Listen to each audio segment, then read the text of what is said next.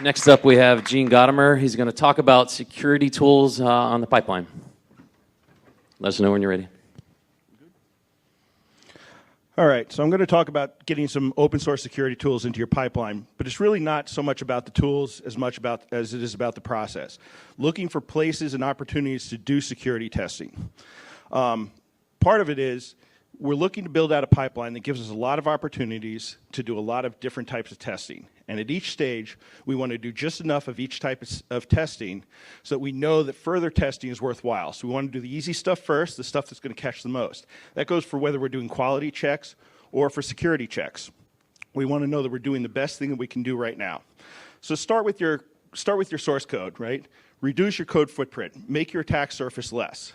If you're using something like Apache Maven, there's all sorts of tools to look at your dependencies. Make sure you get rid of any libraries you're not really using.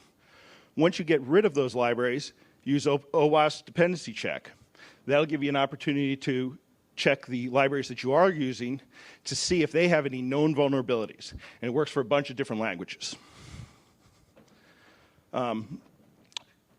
Quality code is easier to secure than poor quality code. Make sure you're using static analysis to keep your code clean. Part of security is knowing what inputs are going to produce what outputs. What's the behavior going to be? Also, make sure your code is tested. Not just did the code run while I was running my unit test, but actually tested. Mutation testing tools like PyTest and Ninja Turtles can tell you, are you really doing any valuable testing on your code? Your regular testing tools like Selenium, functional testing, can do a lot of security testing as long as you're doing tests that are looking at what types of testing or what types of things can my users not do or should not be able to do. An admin can see this type of menu, a regular user can't. While you're doing those tests, run them through a passive proxy like OWASP Zap. Make sure you're doing some extra security testing just while you're doing your regular functional tests, just to get the traffic through there.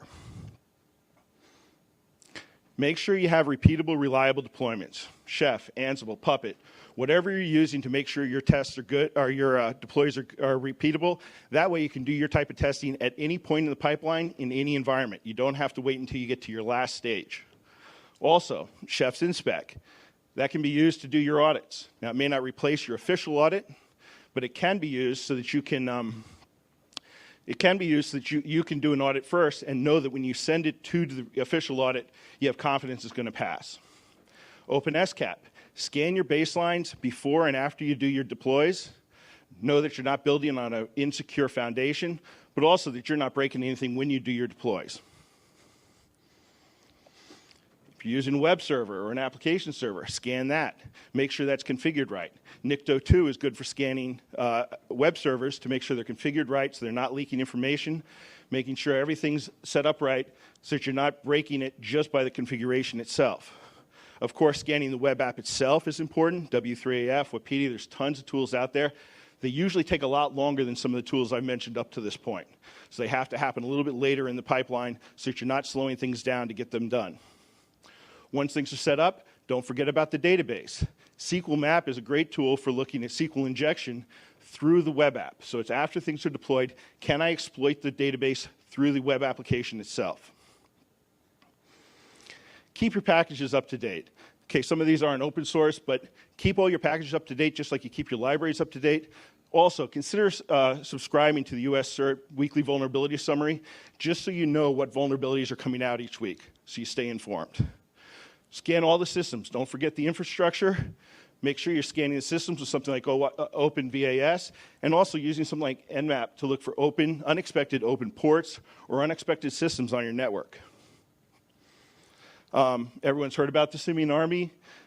Prepare for failure. There's no way you're going to recover gracefully from a failure if you haven't practiced it. When it's in production and you're under the gun, you are not going to be at your best. Make sure it's something you've practiced.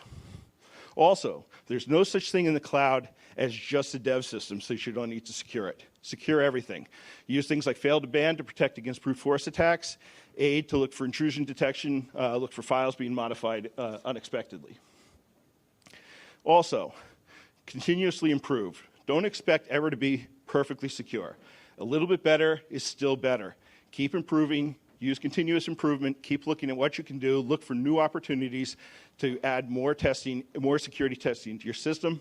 And if you're looking for inspiration on tools or pre-installed tools to play with, think about downloading Kali Linux, hundreds of tools that you can play with. Thank you.